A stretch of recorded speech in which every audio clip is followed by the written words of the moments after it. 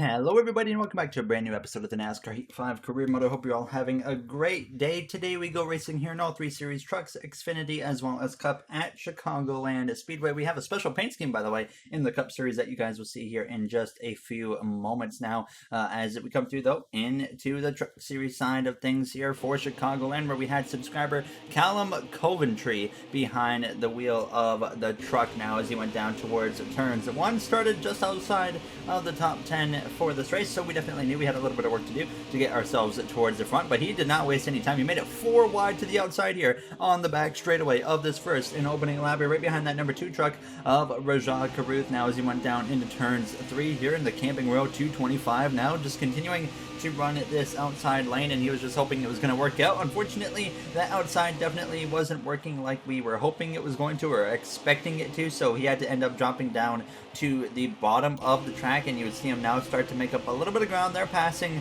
the number 88 there of Matt Craft, and then he got up the inside of the 16 of Austin Hill and just slowly started moving his way forwards here and picking up some positions here as we were closing in towards the late stages of this race. Now as he came through a little bit later, made it 4 wide up the inside here now into turns 1, trying to move himself up into the top 5 right behind that 51 truck there, as he was still 3 wide through the center of turns 1 and out of turns 2 down the back straightaway there, trying to side draft a little bit, but he got now just 2 wide alongside the 98 just inside the top 5 now as he came through on the final lap on the outside of the number 18 truck as he went down into turns 3 and 4 for the final time here in the Camping World 225. Actually clipped that outside wall there, allowed Stuart Friesen to get to the back of him as he came through out of turn 4, lost the spot there to Gutierrez as it comes through down the front straightaway, so Callum's going to come through to cross the line there to finish just outside of the top 5 there in P6 as you see the rest of the top 5, Johnny Sauter, Riley Herbstgreen and Finger, Tony Bradinger, Max Gutierrez there round out the top 5. Austin Hill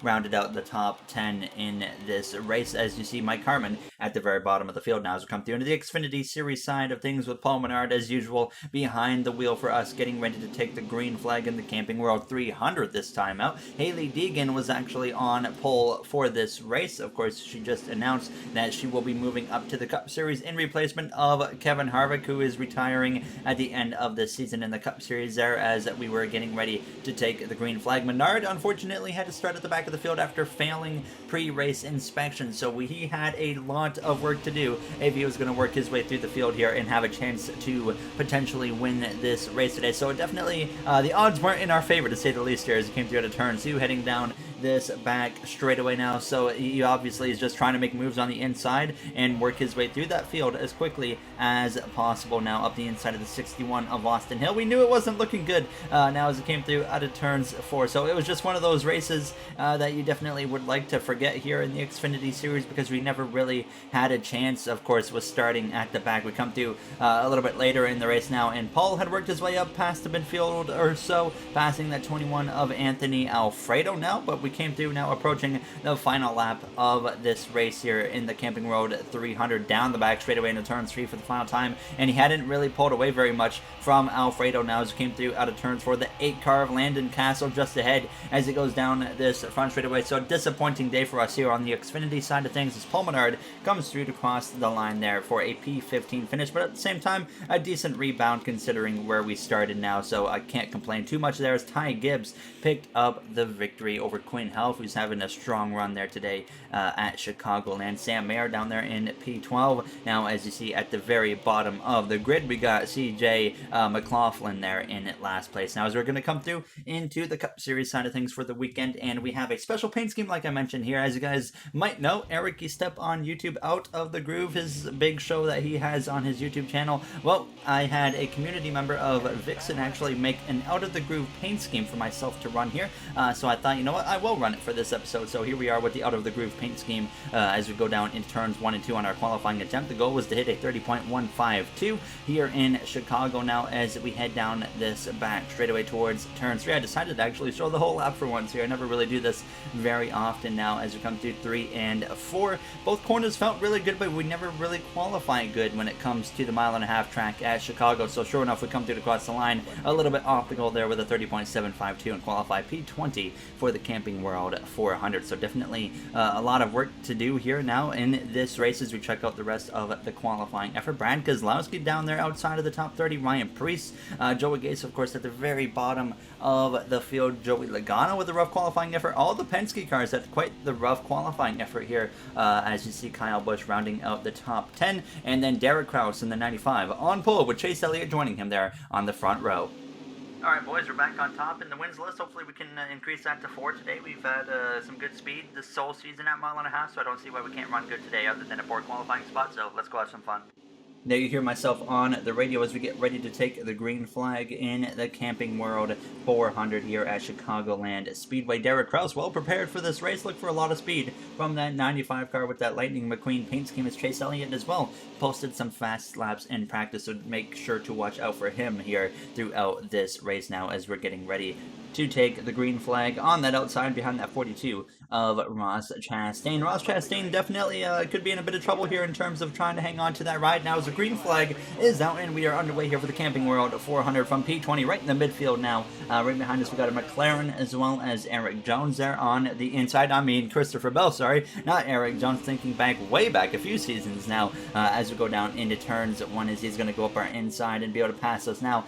Usually the trend here at Chicagoland for myself in the past has been we are usually quite a bit off on the short run. We never really seem to have the speed that we need to compete on a short run, so we're basically relying on this race turning into just long green flag runs if we're going to have a chance to potentially win today. I don't really ever come to this track expecting to have a chance to win a Chicagoland, but you never know, it could work out in our favor, like I said, if it stays green, especially in that third and final stages. Derek Kraus, sure enough, led this first and opening lap, but you can immediately see I'm moving up to the top trying to make it work up here. Does not work whatsoever. Eric Almirola blows our doors off. We drop back down here to P23 behind us, though. The cars were a little bit off the pace, but we come through now to lap 3, and I was still trying to make this outside line work. I thought I was going to be able to make it work, but I was proven wrong because Joey Logano went by on the inside. So did Austin Cindric. Bubba Wallace in the 23. Brad Keselowski in the 2 was coming through. Austin Dillon had now gotten to the back of me into turns 1. So we would drop all the way down into the 28th position here within the first 3 whole laps of this race, as Chase Elliott now found himself leading the field down this back straightaway into turns 3. But then William Byron, our affiliate teammate at Hendrick Motorsports, would end up taking over the lead. Now, as you see me finally starting to work my way through traffic a little bit now on lap 5, using this bottom to my advantage. I feel like it usually takes at least 10 laps or so for this car to really start kicking into my favor on that longer run. So we definitely are just hanging on for dear life in the first 10 laps of each and every single run that we put tires on, and immediately early on in this race we get a caution there. Nobody coming to the pit lane though, so that was the one advantage for us. Couldn't find the replay of the caution there, but of course, like I said, everybody's staying out here as William Byron, Chase Elliott, Alex Bowman, your top 3, at least 2 Hendrick cars, and then 1, of course, Hendrick affiliated cars. So definitely looking pretty good for Hendrick Motorsports today, other than myself, of course, here back in P22. Kyle Larson, he's actually having a strong run, or a solid run so far now, as the green flag is back out once again.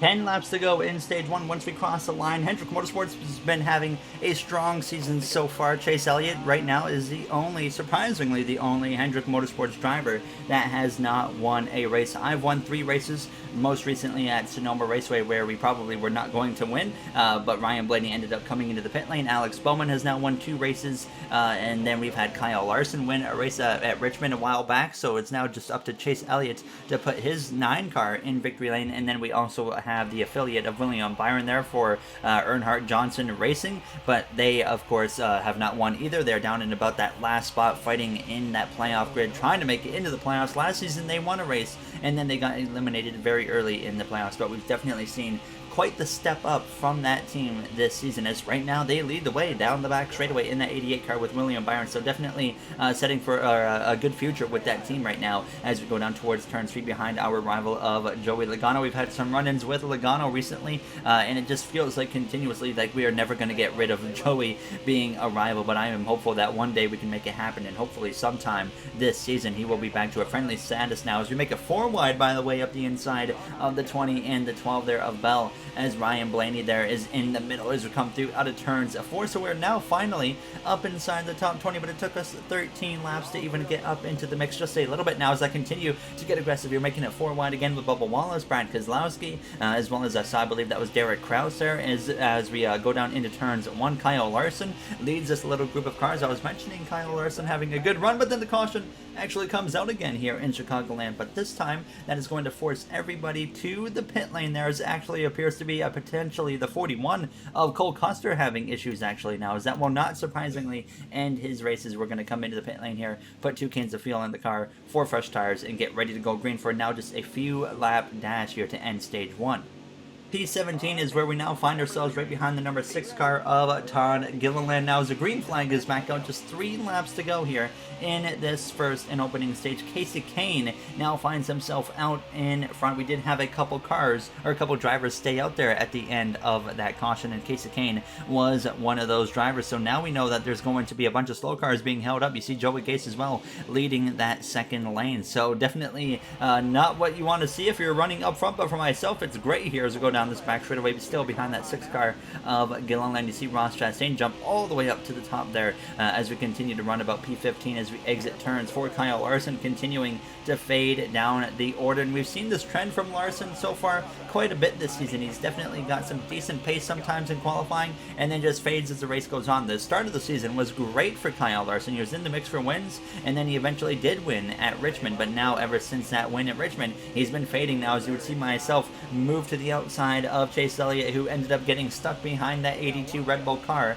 of Casey Kane. Still a lack of speed for sure in that Red Bull car. And we passed Casey Kane, but then Chase actually got to the inside of him and then got to the inside of me as we went down into turn 3. This being now the final lap, by the way, of stage 1, as Bubba Wallace as well carries his momentum to the inside of myself. Here's Denny Hamlin wins stage 1, and we're going to come through to cross the line in a bit of a disappointing P14 here in this first and opening stage in the Camping World 400. So definitely a lot of work to do if we're going to be in the mix for a potential race victory today, as I was definitely thinking about making some adjustments, loosening this car up, because we were just way off, especially on the short run.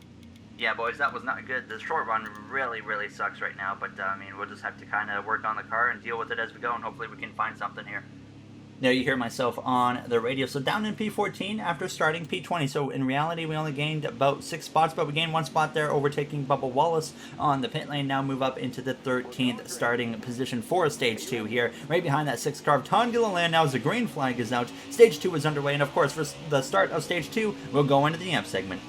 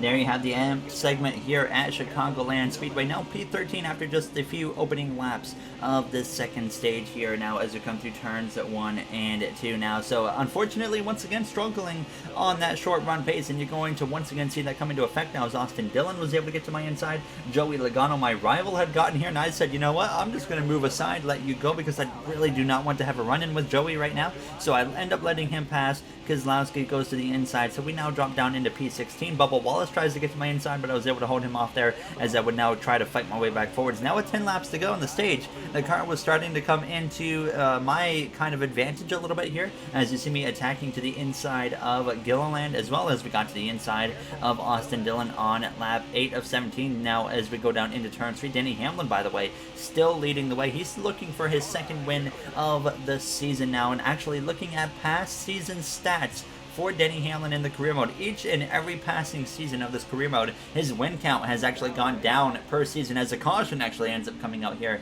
midway through stage 2. This time we have a bit of a mixed strategy between the field. Some drivers electing to come into the pit lane, some drivers electing to stay out. I would end up being one of the drivers that elected to stay out here during this caution because I realized there was still enough laps in this stage that at the end of stage 2, everybody's going to come into the pit lane again. So we gained 6 spots, move up into the top 10 for the first time here today at Chicago. Not sure if it's going to be a great call for us now, but we're about to find out on this outside lane here in P8 as a green flag is back out, and this time it'll be only 5 laps to go at Chicagoland Speedway here in the second stage for the Camping World 400 behind that 19 of Harrison Burton. And unfortunately, though, being on the second lane, it doesn't really work even on the long run, so I was a little bit concerned about how much time we were going to lose. We need to find a way to the bottom if we can now, as I'm right on the back of that 19 of Burton. One of the few multi-time winners this season, Harrison Burton is, as we go down into turn 3. He got off to a bit of a slow start to the season. He had a chance to win, I believe it was Las Vegas early on, but after that he really fell off. But then everything changed when we went to Talladega and Burton picked up the victory against Denny Hamlin in a photo finish, and then he turned it around a few episodes later to go win the Coca-Cola 600 for his second win of the season. One of the harder races to win in the season now, as we were now to the outside of the 2-car of Keselowski. We were making this outside work, surprisingly, and we were gaining time on these older tires now as Chase Elliott was battling it out with Denny Hamlin up in front of us for the stage victory now as we were approaching the final lap of stage 2, still to the outside of the 2 of Brad Keselowski now as Burton just behind us, ready to pounce now as a white flag for stage 2 is in the end. We're still side by side with that 2-car of Keselowski, but an easy top 10 handed to us right here by staying out now as we're actually 3 wide. Burton forces it up the inside now as we exit turn 2, so we're going to be in a scrap with both of these guys down the back straightaway here for the final time in stage 2. Hamlin to the top, Elliott to the bottom. Logano as well follows Elliott down to the bottom as Harrison Burton, he's able to get past myself as we come through out of turns 4, and it's side by side between Hamlin and Elliott to the line, and it's going to be Denny Hamlin winning stage 2 as Keselowski barely gets us at the line there, so we end up in P8 here for the second stage. So very close to P7, but still P8 overall. Felt really good considering how the car was running at this point, but Denny Hamlin with a playoff point there with that second stage victory. Everybody, like I mentioned, that pitted under that last caution is still going to have to come into the pit lane here, so I felt like staying out definitely was the right call to make, but we would come into the pit lane here at the end of stage 2 for 2 cans fuel as well as 4 fresh tires. You saw me make some wedge adjustments, some tire pressure adjustments, and I as well added a little bit of grill tape to the car. We gained 1 spot up to P7 here for the start of the third and final stage.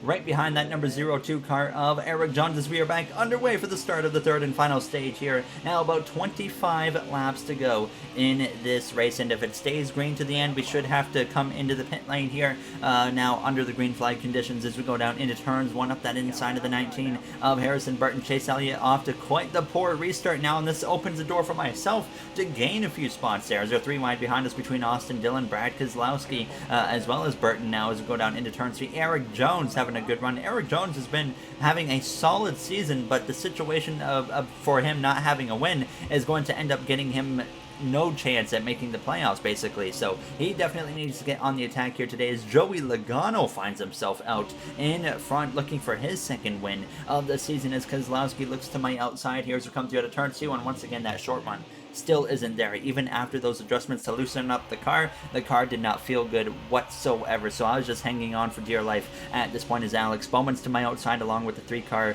of Austin Dillon. So we're drifting down that order once again here within the final 24 laps or so, 23 laps of this race, and it was definitely frustrating, but there was really nothing I could do about it, and it feels like it's the same thing every time we come to this track. So maybe in the future I might need to run a custom setup for Chicagoland. I'll definitely look into that next season when we come to this racetrack now as we exit turns 2. So down in P11 as we came through now to lap 48, Ross Chastain was up into the mix. I was actually throwing quite a few blocks on the 42 of Ross Chastain, just kind of giving him a taste of his own medicine because he is one of the best at throwing way too aggressive blocks in the Cup Series so far now as we look on that right-hand side of the 3 of Austin Dillon. Couldn't quite get ourselves into the top 10, but the car was definitely coming to me at this point. Now on lap 49, down the back straightaway into turn 3, up the inside of that 3 of Austin now, as the 22 of Logano, he was driving away from the field now as we continue those side by side with that 3 cars who came through out of turn 2, some 3 wide action there, some contact with the 3, as I was unaware that the 42 of Chastain was to his outside,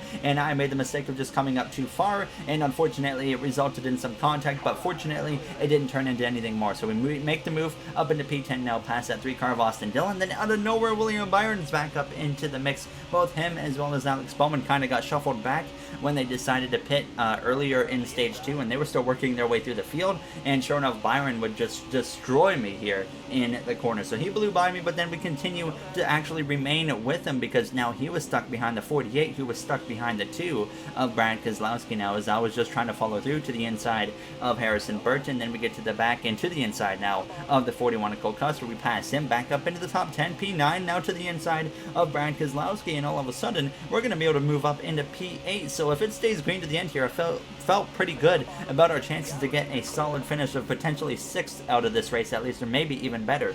There you see me making a move to the inside as well of that 88 of William Byron as we exit turn 4. The car was really starting to come in at this point, even compared to some of the best cars on the track. We saw the 88 car lead laps earlier in this race now as we go down into turns 1, but I was really struggling to make that inside work against William Byron as well as Alex Bowman. I basically felt really stuck right here, so I realized that wasn't going to work on the bottom, so I decided, you know what, we're going to try to make a move to the outside of the 88 of William Byron. This race has just been downright some just good racing here between everybody. Now, there hasn't been a whole lot of action there as you see me getting the outside wall though, out of turns 4 on lap 56, coming to 11 laps to go. That opens the door for Ross Chastain and that McDonald's Chevrolet to go by on the inside, so we drop back down into P9 now as we go down into turns 1, trying to get back up the inside of the 42. A little bit of contact there between himself and I here down this back straightaway now, as we're starting to look at potentially short pitting here to maybe gain a few positions. So I really wasn't sure exactly what I wanted to do, if I wanted to short pit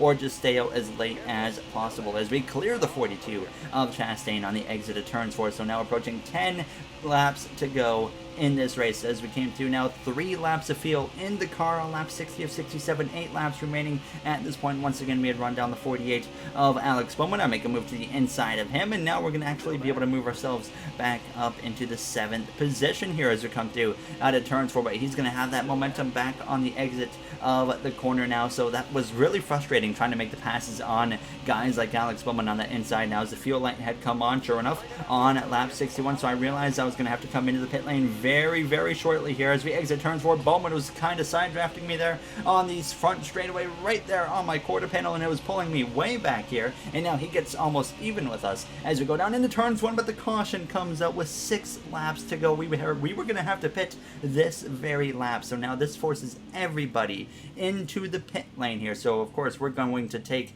the minimum here. I didn't know if they were going to take tires or not, because we're only going to have about 3 laps to go in this race. So I decided half a can of fuel and no tires was going to be the call to go with here. And to my surprise here, Kevin Harvick actually is going to stay out and potentially take over the lead. So I'm not sure why he's staying out. Maybe he had already pitted for some reason, but here he is staying out. We move up into P2 because the AI drivers decided to take 2 tires.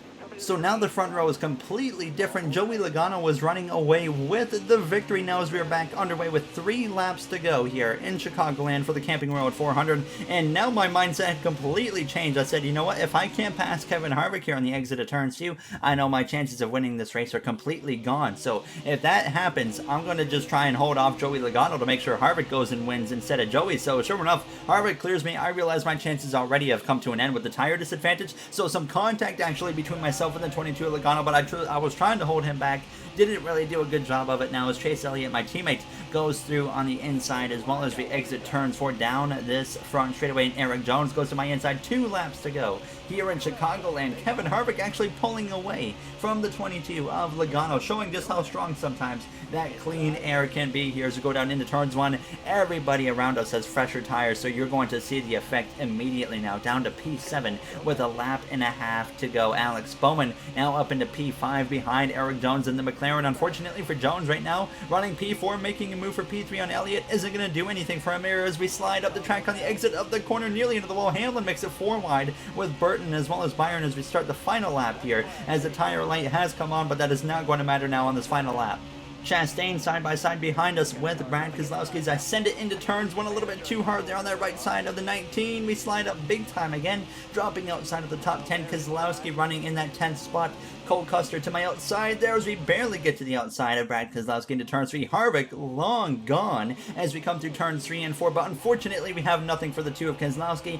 Kevin Harvick picks up his second win in his final season of his Cup Series career as Cole Custer barely gets us at the line there, so we end up having to settle for a bit of a disappointing P12 here in the Camping World 400, but Kevin Harvick stays out as everybody comes into the pit lane and manages to pull away from everybody. So I was very surprised to see that in a good way. Kevin Harvick picking up his second win of the season, both coming at mile-and-a-half racetracks. I believe his first win of the season was Kansas, a very similar shaped racetrack to Chicagoland. So Harvick definitely seems to be on a trend here with these shaped tracks. Definitely going to have to watch out for him at these types of mile-and-a-halves, potentially throughout the rest of the season here in the career mode. So definitely cool to see him. Honestly, I didn't think Harvick was going to pick up another win this season.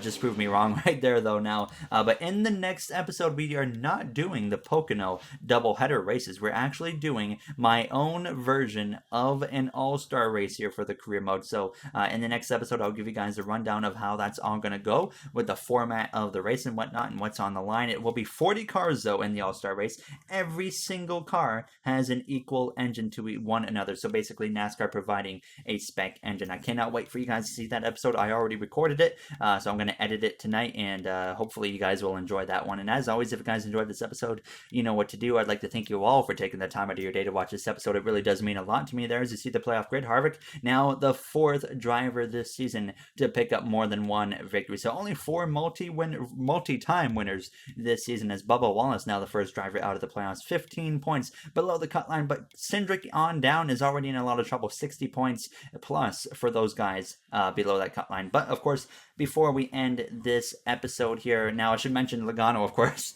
still a rival unfortunately, but before we end this episode, like I said, just want to say a quick thank you to the Go On Racing members of MJ, Aiden, Joseph 9001, RJ, Timothy, Bubba Jr., Illinois Diecast, Brett Durward, NASCAR Collector 3, as well as Movement. As I always mention, you guys help me out a lot and I really do appreciate it, and thank you all for taking the time out of your day to watch this episode, and I'll see you guys in the next one for the All-Star Race. Have a great day, everybody.